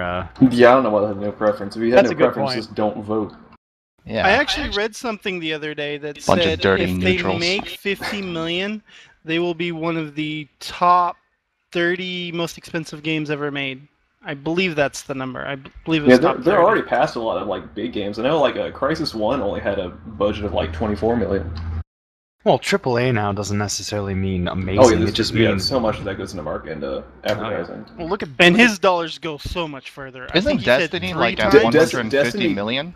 I thought Destiny got like a huge injection. Like it's like 150, I think. Well, when you go from Halo to a new game, no, it was 500 million. They got 500. But that was it like 500 million? That no, I don't so think much for a video game. I feel like the only one that could pull that off would be like a Call of Duty type game. I don't think. I'm pretty sure Destiny's not 500. Activision's doing pretty well. Also, this Plus is including all the marketing, related. distribution junk. Well, remember. No, that the 150 was including the. After Grand Theft Auto 5. That cemented video games as the most profitable entertainment market there is right now. It made more money than anything has ever made, including Titanic. Really? Wow. Well, even the Avatar? Call of Duty games had already broken that. As far as profit goes. Yes. Oh. Remember, the game's $60, and they sold a lot of them. The thing I wanted to talk about is, as far as the stretch goals are concerned, a lot of the people coming in now and joining do not understand what they're about. They automatically assume feature creep. They automatically assume that each million only gets you like an orc armor or a gun or a skin, and they're like, well, they're spending 1 million on this. Why? And Just like there that. is a communication issue. as to what the stretch goals do, the fact that the community previously had asked them to continue doing it and is now doing it again. It's basically just a tradition now. It's not really anything more than just announcing stuff. But as new people come in, it's getting a bad rep. Well, of course. We were discussing something the other day about these stretch goals, and I want to reiterate it here because I thought it was pretty good. Chris Roberts has the ability to make people spend a lot of money on imaginary spaceships. He is just a master at getting you to spend your money. And on top of that, he has these people celebrate each time they break 1 million. So they're celebrating the loss of their money. Wow, you sound like me. What the fuck? If you really think about this, though, that's pretty amazing. I think Crash Commander has skewed Kalus's apologetic syndrome. Well, it's our game, though. He always makes it so in every letter, he's like, thank you, this is a game that you made, with the emphasis on you. He said that you're making possible. It's still his game. So he's selling our money back to us, that bastard! No, it's a game we made. Well, I think he's right to make it a celebration. Like, just as the number gets higher, especially more so. Like, it's such an achievement. I could just, like, picture, like, it's being said, but I could picture devs, or, sorry, CEOs from EA and lots of big companies just with their minds, they can't comprehend how anyone could just be given this much money to make a game. Yeah, it's, yeah. More so that, too. Like, Space Sims were dead. They were well and truly fucking dead. And then you get Elite Dangerous and this at the same time, and it's such a revival, a fucking renaissance, that of course you're going to celebrate. Well, we also kind of saw the same thing happen with Mech Games when MechWarrior Online was announced. Like, right when MechWarrior Online was announced, we also got Hawken and what was the other one? Age of Thunder or something like that? Yeah, and we celebrated then too. It, you know, hindsight's 2020. It wasn't warranted. We got fucked, but it was cause for celebration.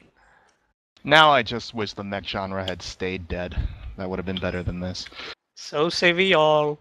So say we all. All right. Well, we have one more topic to go over, and we're going to stick with each particular part of the topic, and then we'll move on to each one.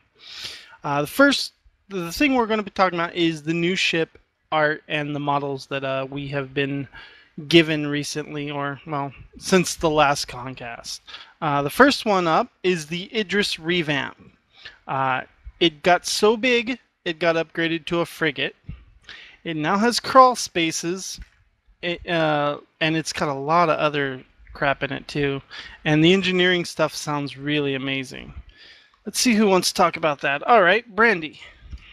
I like that it's bigger, but they really need to come up with a ship that replaces the Corvette class. And also, since they had 10 people for crew, which it probably could hold a lot more than 10 even at its previous size, I wonder what they're going to crew it with now. Is it like, are they just going to keep on... The crew quarters supports 23 or 24. Oh, okay. And then there's a exo bunk, or bedroom and a captain's. So 25, I think?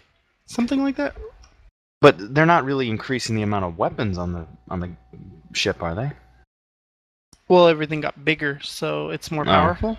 Actually, they did speak about balancing the Idris's guns, and what they said was, what they have now, they're going to eventually stick inside the Arena Commander, and they're gonna balance after they've tested the current weapons out. Well, balance could mean buffing it, because if you have 23 people crewing and you only have enough guns for 10 people, then it needs to be balanced.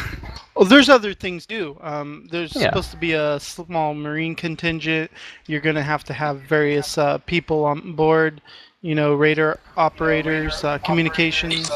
There's a lot of different jobs they have. That 10 people is for manable crew spots. That's not including the engineering department, the marine contingent, and whatever other miscellaneous crap you've got. Medbay, the doctor. Yeah. Wallaby. All I want to know is, can I still board a Bengal by flying a Idris haphazardly into its flight deck? I don't know. It might be too big at this point. Also, one thing I'm on Wikipedia trying to look up crew sizes for frigates. Oh, like a real one? Yeah, like how much of the crew is going to be AI and how much of it is actual people? It's probably entirely on how if you hire. It depends on anyone. how many friends you have, I don't doesn't think. it? Yeah, I don't think you get Or free how many dues to your ship. NPCs? Yeah, no, you're not getting free ones. You're gonna have to hire crew members. Yeah, like I want to know what's the very absolute minimum players to run ships are, because that really depends on what fleet sizes are going to be able to pull off. One guy. player. You can if one man fly Yeah, you can Idris one around. man. I You have just run heard this around a lot. confirmed in a lot of places. Or if especially you have people like who own really long Idrises. arms. But how effective are you going to be one guy running from station Yeah, to if there's like station? I don't minimum. know. Totally, I find completely effective. These are one-man fighters now. Yeah, there should be like a minimum recommended amount of crew, so like 5. Yeah, I'd imagine a skeleton crew would be somewhere around 6-ish. Molasses, you had something about the Idris? I guess it's just like I know. I mean, a lot of the owners are probably happy with the ship is bigger, but at the same time, like if you bought the Idris, and you're like, okay, it's 10 people, I got 10 friends.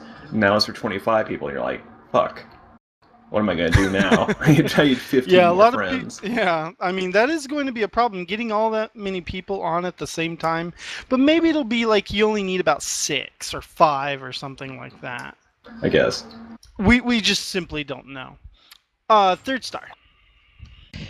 All kidding aside, I do think it needs a larger minimum crew now because it's obvious because of the scaling up. And another thing that is up in the air is whether you can now land the Idris, and whether it's a persistent ship or not. We don't know. They haven't quite decided that yet. Well, there were talks that the Retaliator was too big for the asteroid hangar now. It's big. It got big. Got real big. Like everything else they do. At the end final models just always grow. God, how Well, they've big is the also Bengal said gonna they're get? redoing all the hangars. Well, I don't think the Bengal needs to actually grow, to be honest. I mean, it's already a kilometer. I'm sure they were like, what do we do with a kilometer? Wallaby. I found it on Navy.com, actually. 215 crew members for a modern day frigate. Well, this is a space frigate, though. Well, so yeah, in real life, crew need to sleep, so you need to have, twice as many people. So you have, people working while others are sleeping. That's one thing to take into Janitors. consideration. Yeah, Cabin but boys. you don't have one half of the crew operating during the day and one half of the crew operating during the night. Like unless you're like at wartime, I guess. But even Right. then, if you're getting shot at, like ding ding ding, wake the fuck up, all Yeah. hands to stations. Well, All also, right. like more real life things, like people who cook the food and clean the latrines, I guess. And the like really cabin boring. boys. As Oh God, the Yeah, space cabin boys toilets are that very people going to important for the demand. blowjobs. People are going to demand cleaners So say for the blowjob? space toilets. Yes. All right. So, as closing out the Idris, I want to ask the one person who actually has one here, Boojum, what do you think of the revamp? I am excited to check out the crawl spaces. Boojum confirmed for staying in the crawl spaces Is that while the innuendo? ship is moving around. You'll find no, out. He's checking for xenomorphs. Wouldn't Test you? tubes. All Yeah, right. it'd be like that scene in Fifth Element. They burn all those space parasites. Crawl space is confirmed, though, so that's going to make boarding derelicts a lot more interesting. Absolutely. All right. So moving on. Space Hulk. Another new ship we got was the M50. I personally am very excited about this because I have one, and I really like the exotic car aesthetic as well as the see-through window for the engine that Molasses did call. He absolutely did, and I know he's excited to say it, but he did guess that a while back. And apparently it was incredibly detailed, back to the point where CIG actually had to tell the guy to back off a bit because he was modeling out things that would never ever be seen by the players, except maybe when they explode at 200 meters away. Let's see, we got Molasses. I guess, like you said, it looks like an exotic car, but at the same time, like it's good looking. But I think that's because it looks aerodynamic, in the same way that like an F1 car, like a device specifically meant to go around a circle Air real in fast. space. That Like, they're dude good has looking done because an incredible job on it. because they're aerodynamic, they're good looking. Like so, in the M50, it's designed to go real fast, and it looks it. You know, it's no frills outside of just smooth edges and spoilers. And that's about it. That's all you get on it. I mean, that's the ship when you get into and you turn off your safeties, you pull the throttle and you're gonna black out immediately. Yeah, I'm glad I have LTI because I'm pretty sure I'm gonna crash it like 1,000 times. All right, the Freelancer. Lots of stuff with the Freelancer. During the finale, they aired the commercial, which appears to have developed some sort of Drake rivalry, since it completely wrecked two ready to explode cutlasses. It has 4 different hulls. Each of them are actually different from each other, and this was confirmed recently. So this is a ship taking a departure from other ships. It's supposed to be a modular hull. That's Misk's whole thing, but these are actually completely different hulls. The Max, the DUR, the base Freelancer, as well as the MIS variant. And the missile variant is the special one, like the Super Hornet, and is currently available until Monday. All right, so Brandy, what do you have to say about the Freelancer? I'm kind of confused on why they decided to make them separate hulls. At first I thought maybe, okay, just the front of the ship might come off in some way, and then the back of it straps on, it's got a different ass end to it, but that's not the case.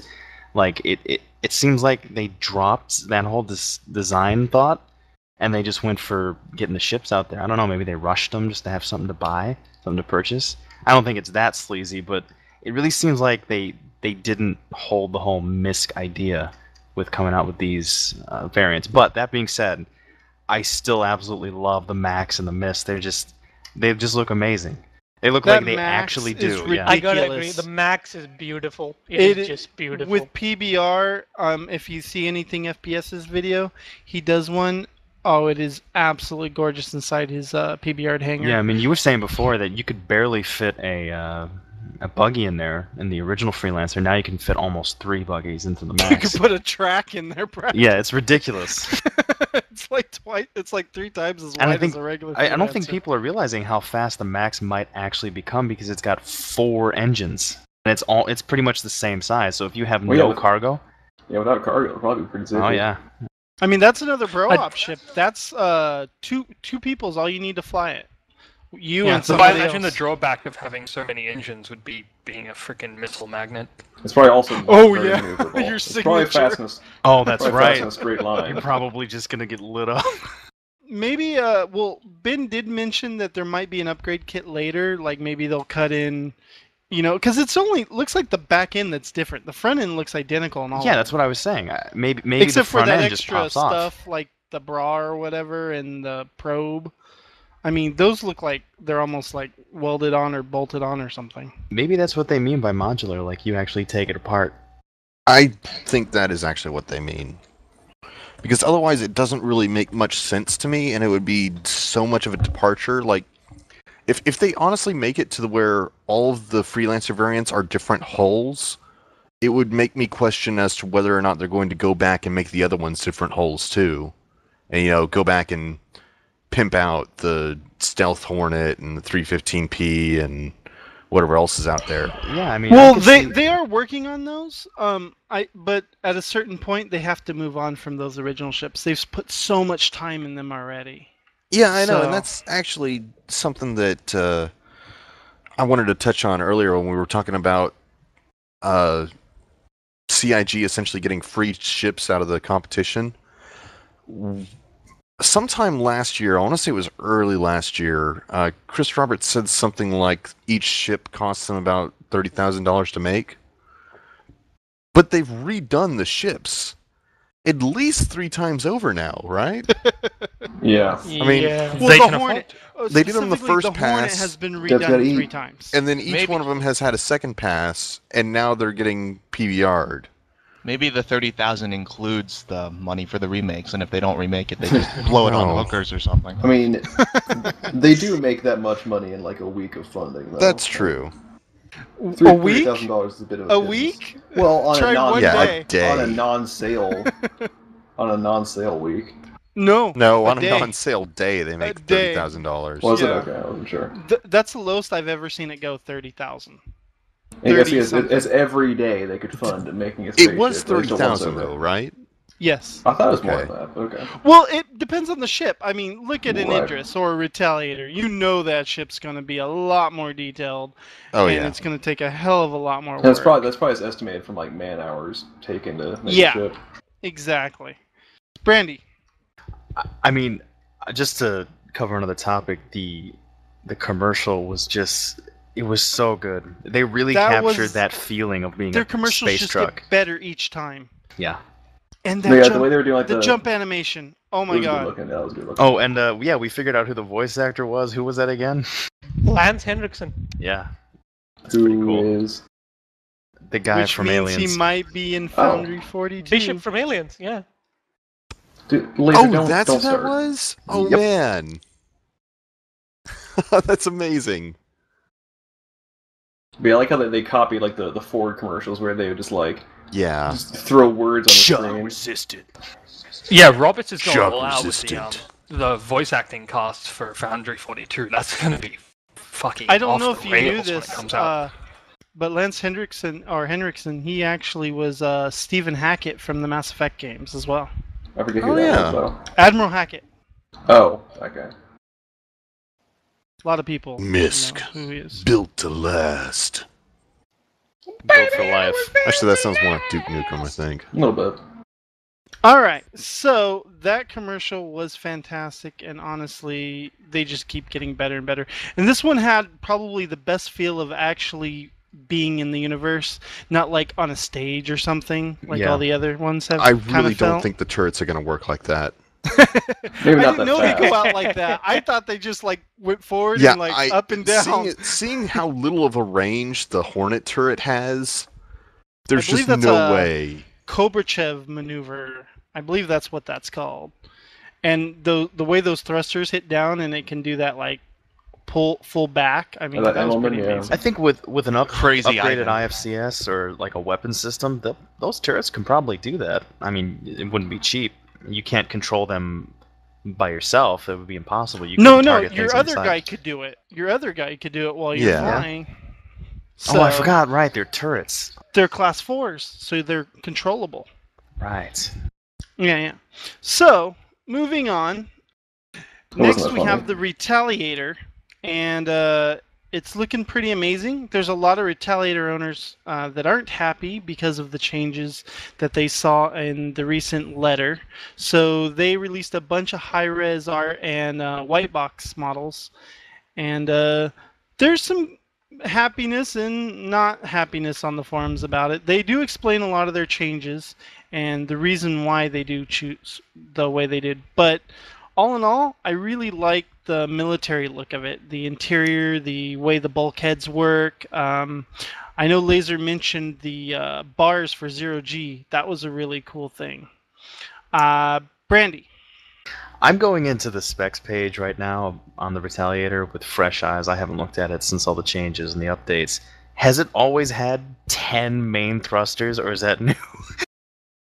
Really? I hadn't Yeah. noticed that. It has 2 TR5s and 8 TR4s for primary thrusters.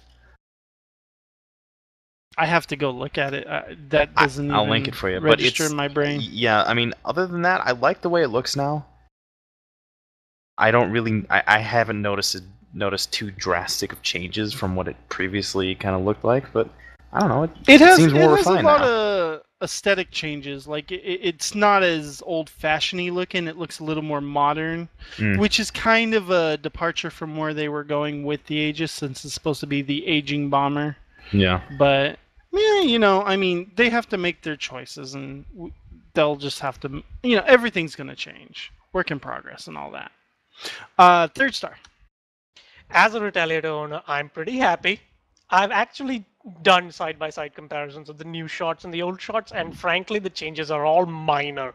And I mean really minor. The interior shots are great. I get this real space submarine feel from it. Just the bulkhead doors and the walkways and Exposed things like pipes. Yeah, exposed. It looks like I'm walking through a space submarine. I like it. I love it. Molasses. Yeah, I think the general shape is about the same, but it looks a bit smoother. Like it looks like it is made by the same company that made the Adventure, which is entirely smooth. Like it used to be a bit, I almost say like chunky, but it just seemed jagged at some point. That's actually a good point. That's actually a good point. They did kind of move away a little from the RSI look, because I guess it was originally supposed to be an RSI ship. And then same with the Idris as well. You know, Ryan Church and his I still think that designs. The back end still looks a bit out of place, because it just looks like they took like the butt end of 6 different fighter jets and just shoved it on the back. And it doesn't really fit with the front half of the ship, but it's still cool looking. The back end of the Retaliator really does look like an F-14, I have to agree. All right. Well, that was a fantastic show. Thank you, Roundtable, for joining us.